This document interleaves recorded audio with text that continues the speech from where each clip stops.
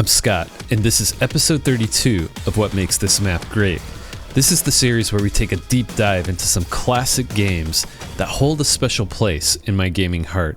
We're going to explore their amazing level design, beautiful art, creative combat encounters, as well as uncover their secrets and see just how much they've influenced the gaming world. And in this episode, we're covering Quake 3 Arena Q3DM6 The Camping Grounds.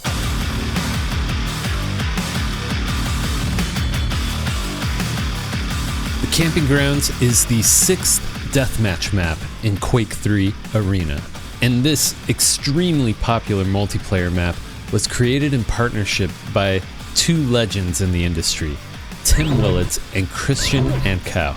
Q3DM6 is considered a large map that can support between 6 to 8 players. It falls under the Gothic Arena level theme in Quake 3 Arena, which is one of my favorites, infusing Gothic architecture with sci-fi tech. And unlike our prior Q3 map, The Longest Yard, you won't have to worry about falling into the void. There's a main central hub that hosts the quad damage and a long jump pad that leads to the rocket launcher. But from this space, you have many branching paths that lead to wide and tight corridors all around it. And verticality is a significant feature in this map. There are 3 floors in total, and it is just genius how everything is layered throughout this level. There is also a pro version of this map, which is best used for dueling. We'll go over the differences in the trivia section later in this video. Quake 3 Arena was the debut of Ep.33, a gaming engine with some amazing technology for 1999. We'll point out some of those features as we cover the map. Let's not waste any more time. Let's dive right in. We enter the Camping Grounds, one of the most popular multiplayer maps within the arena shooter genre. So many places to begin. A key aspect of this map is its verticality, connecting 3 floors with various halls, stairs, and of course, this central pentagram room with the quad and a large jump pad. This map utilizes the Gothic theme within the eternal arenas. Rough stone mixed with metal creates a wonderful contrasting look, not just with materials, but even with what we traditionally consider Gothic design. Arched doorways, high vaulted ceilings, tall narrow archways, architectural features you'd expect in a castle made of stone and wood with basic metals. But here, we have assorted metals leaning more heavily towards sci-fi, a key strength in Quake 3 Arena's art direction, in my opinion. Let's start on the bottom level and work our way up, specifically this side hall here. Ep.33 was able to render jaw-dropping curved surfaces using a spline tool, and this hallway showcases it well. The wall corners only have one 90-degree angle from this view. The others lead into curved corners. Even the support beams on the left look great, a nice structural detail that borrows from Gothic architect design. The lighting fixtures look great too. These along the wall look industrial, utilizing alpha textures to create detailed grading, while these metal skulls over the doorways look so metal, pun intended. They appear to be placed over glowing crystals. Neat concept. Love the skull trim textures along the floor here as well. While these doorways are inviting, we're actually going to stay in this outer hall and continue exploring this way. Such a huge curve around this bend, which can be used strategically in a match as cover. Looking up, you get a peek above through this opening. So much geometric detail, and so many layers to this map. It also serves as a risky sightline. Let's follow these health pickups into the next room, where we find the plasma gun. You may notice that this lower floor shares a visual language with its use of select trim textures and geometric shape language. Always a good design choice to create thematic regions in your multiplayer maps. Now we are provided a few options. There are 3 paths to choose from. This archway leads to the central hub, but we want to go to the second level of this map. By the way, check out that alpha grading below. The glowing red lava illuminates this short hall in red. So cool. These stairs are a nice option, providing some plasma and rocket ammo, as well as a quick break from the larger combat rooms. Though, you can sometimes run into opponents here in these tight quarters. For this demo though, we're actually going to head to a more interesting space this way. This room has earned the nickname Pillars, and you can see why. Some wonderful verticality here with these tall pillars, a wild infusion of goth tech. Clearly, there is some power source going through these walls. Love the glowing Eldritch Maw lamp above the red armor here.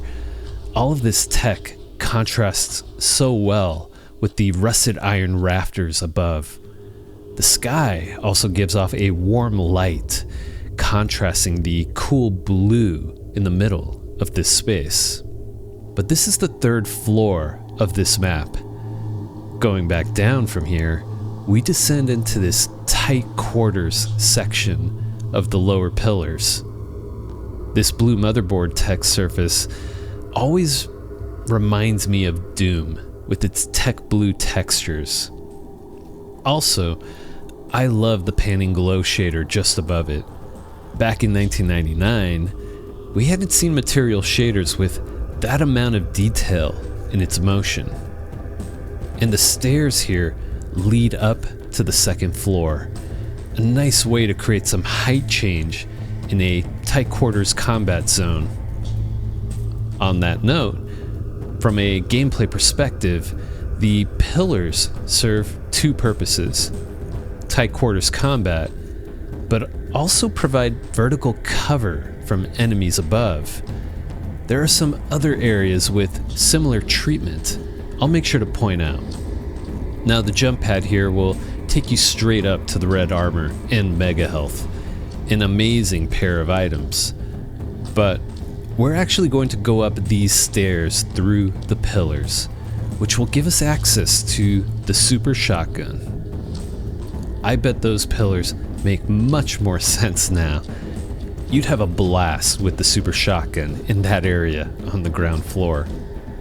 This small corner of the map serves as a transition point. The curved walls with their extreme heights condense down into this tight space. Even notice the glowing tech features end at this corner here. Following these industrial lamps and up the stairs, we are now officially on the 2nd floor of the map. You're provided a cool vista of that central space, and you'll notice that there are so many ways to access this spot. Going for the quad, you'll need to be on guard for challengers from all angles here. Love these exposed electrical currents. Definitely not OSHA approved. Notice that the floor texture changes on this level. We go from a brown stone brick flooring to a threaded metal flooring texture. We also have this beveled metal trim going all along the center of these walls here. Again, visual language that differentiates from the other floors of the map. As we move to this end here, you'll notice we get a peek of the pillars room. That upper platform to the right is where the red armor is. a well-timed rocket jump can actually get you there. I'll show you later during the gameplay portion of this breakdown. This first archway is the staircase we peeked near the plasma gun, another option for accessing the second floor.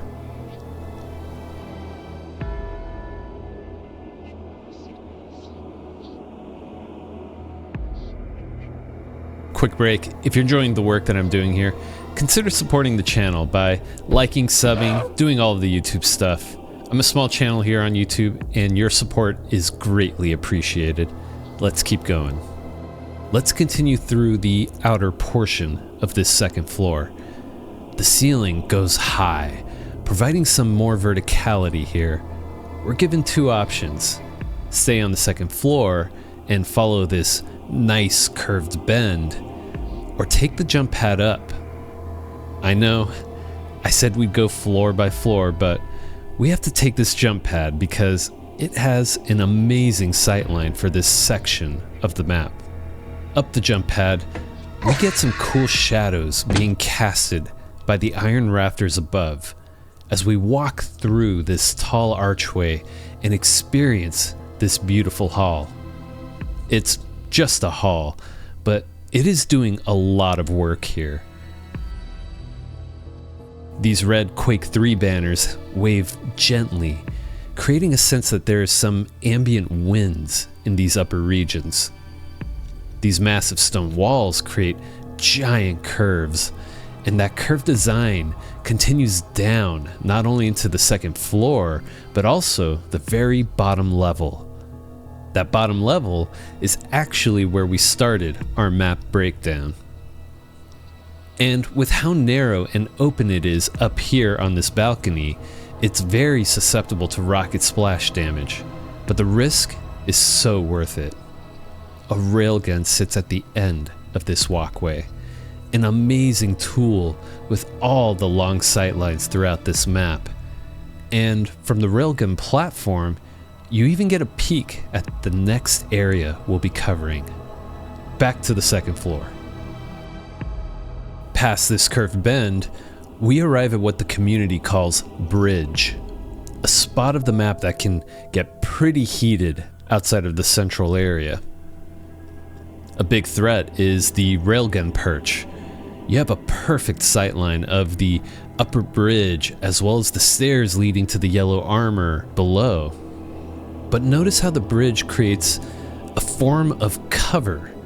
It's a wonderful design, a lesson for future map designers that cover options don't have to just be on the ground. They can be implemented in vertical spaces as well. From the yellow armor, similar to the railgun pickup, it's a risky spot. The long sightline leading through the second floor, as well as from above and below, makes it tough to control. Very susceptible to rocket spam and railgun shots, let alone machine gun chipping. Also, these stairs take you down to the first level. Notice the brown stone tile again? It's where we started this map breakdown. Outside of returning down the first floor via the stairs, you also have other choices for map navigation. From the yellow armor, you can go far left through this short archway. There's a health pickup and a nice vantage of the central hub. Railgun would do some damage here. There's another short archway here in the middle, also leading to the same balcony space with the health pickup. Again, giving players this many options is great, and can either work for or against a duelist in the heat of combat. But this is actually a great spot to access the third floor of the map. There is a set of stairs through this tall archway. Going up, we're provided some ammo pickups, and make our way to the top of the bridge. Such an open space. Feels grand. We get treated to some nice soft shadows casted by the iron rafters above. Look at that cosmic horror sky. Beautiful soft clouds were a huge upgrade from the skybox textures of prior Quake games. And once again, themes. From this angle, we can see the difference in floor textures based on the level of the map. Brown stone to metal, and now this pale rough stone on the 3rd floor. And the walls aren't as busy up here. No animated tech panning shaders or riveted beveled trim, just pure stone wall tiling. The bridge is a dangerous spot to battle, with all of its open, long sightlines. But there's a wonderful weapon just ahead. Proceed forward. These health pickups are helpful. Through the short archway, and we find the rocket launcher. And yes, this is at the very top of the central hub, just up the jump pad. The rocket launcher is centered and framed in a way that makes it look important. And from this vantage point, you can rain rockets down on your opponents. Even rocket them as they come up this jump pad. It's a wonderful combat space that gets hot during a match. And the last section to cover, continuing along this outer perimeter, we follow a curved balcony overlooking the pillars room. You can spot the super shotgun tucked in that lower corner and see the stairs transitioning from the 1st to 2nd floor below. Some careful jumps across the tops of these pillars will reward you with ammo, a personal teleporter, the red armor, as well as the mega health. When map control is the name of the game, this is the room you'd want to control, so long as you can maintain ammo for the rocket launcher and the railgun. And similar to the rocket launcher, this jump pad from the 1st floor gets you directly up here, but it also creates a point of contention, making for some heated combat encounters. Something else worth pointing out too is that opponents can use their railgun from this long sight line to the tall arch across the way. Additionally, we can't forget about those who rocket jump up from the 2nd level. This map is an excellent example of creating interconnected and overlapping spaces. So many interesting choices for players to make during combat. And while this is the original version of the map, there's actually a pro version of Campgrounds, much better suited for dueling. I'll cover the differences later in the trivia section of the video. But for now, let's load up the original version of the map and get into some classic free-for-all deathmatching. Great starting spawn. Let's grab the red armor and mega health.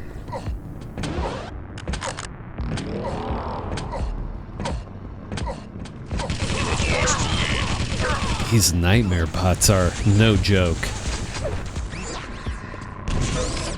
Love getting air rockets at the top of jump pads. First frag, we need to catch up.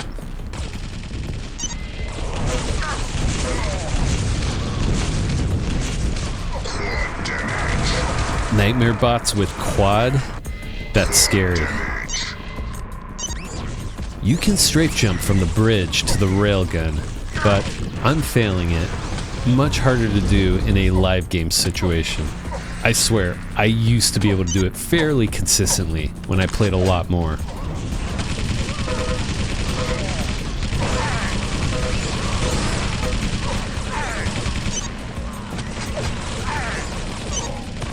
Barely scraping by here. Overcommitting to fights and some rough spawns.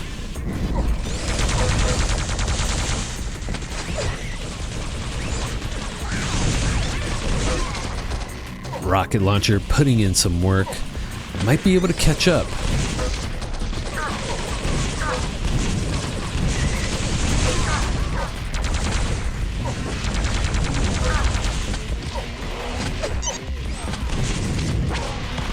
Ooh, hate that rocket.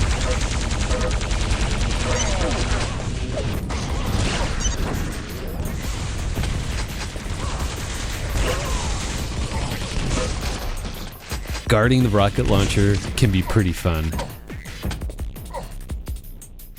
Rocket jumping to the railgun is a nice option. Here's that rocket jump to the red armor. Worth pointing out, the stairs at the yellow armor actually act as cover options as well. Forgot to mention that in the map breakdown. Sometimes you have to get in a match and experience things for yourself.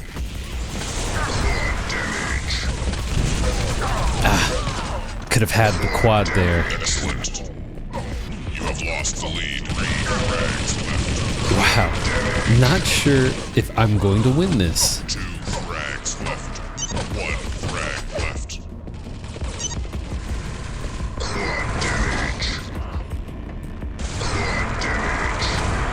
There's the quad with plasma. Let's do this. That last minute quad won it for us. And here we are. We get a view of that central jump pad. I love the verticality and layering this map offers. Grunt is a familiar face, a Strog War veteran. Bitterman is the hero we play as in the Quake 2 campaign. But what the hell? This eyeball thing has been stalking me since the longest yard. Anyhow, the Vadrigar will be pleased with our performance though. Maybe some of them will be upset with my crazy comeback. Who knows what arena they'll toss us in next, let alone what opponents we'll run into. There are many great maps in Quake 3 Arena, and we'll make sure to cover another one in a future episode. So here's the part where I go over some quick trivia regarding our featured map. As mentioned earlier, there is a variation of this map called Pro Q3DM6, which has some changes made to the map to make it better suited for one-on-one dueling. It swaps the red and yellow armor placements, which creates a better balance for item control. Notice the grenade launcher addition here as well, and the removal of pickups on top of the pillars. It also includes a lightning gun, which is placed where the plasma gun is located on the first level, and as a result they move the plasma gun close to the red armor. On that first floor, the long bend, you get armor shards as opposed to small health pickups. And they also placed a second super shotgun down there as well. And probably the most important change is that there's no quad damage in the central hub. It's been replaced with a mega health instead. Now the pro variation of this map isn't just for dueling, you can actually play it in free-for-all as well. And as a result, this variation of the map has also made it to other id Software titles. It was included in Quake 4's map lineup for multiplayer, and it was also added to the more recent Quake Champions. On the topic of Quake Champions, the Camping Grounds was renamed to Blood Covenant to help fit the overall themes of the game. There are some slight variations made to the map as well in Quake Champions. A short bridge exists across from the tall jump pad, as well as a small balcony next to that bridge. And that's just one of several other minor changes. And just thought I'd mention, even though the map is called the Camping Grounds, it's actually extremely hard to camp in this map. There are so many connecting halls and to each of the main spaces throughout, and if you camped, you'd miss out on valuable pickups that would help keep you alive. You can definitely try, but a good player will always find a way to outplay you. Best keep your tent and your marshmallows packed away. And if you have any interesting trivia regarding our featured map that you would like to share with the community, please leave it down in the comments section. So, what makes Quake 3 Arena's Q3DM6 a great map? Let's start with the visuals. The art direction of Quake 3 Arena is amazing. I love it. And This map fits into the family of Gothic arenas. It is this wonderful blend of Gothic sci-fi, an otherworldly setting of medieval Gothic castles infused with hard metallic futuristic surfaces and technology.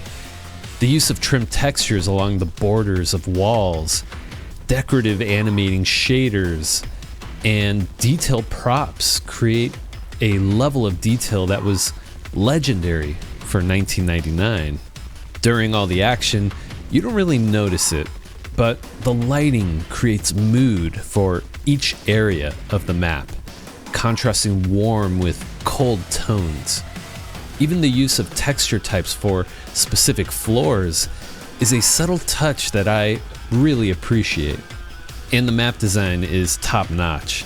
It's a layout that keeps you on your toes with all of its interconnected spaces horizontally and vertically. You can't really camp it out in this level, which is kind of funny considering the name of the map.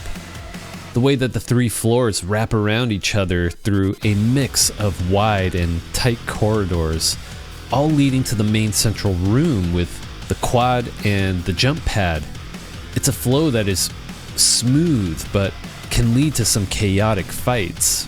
Geometry is also built intentionally throughout, with long sightlines in specific key areas to complement the railgun, or even built structures that create cover, like the bridge and even the stairs by the yellow armor. And of course, the tech.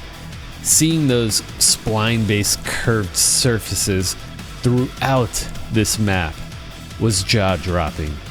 Seeing the iron metal rafters above with the soft, transparent clouds flying across the sky looked amazing as well.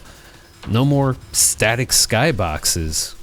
The variety of motion-based shaders animating smoothly also adds life to a fairly static map.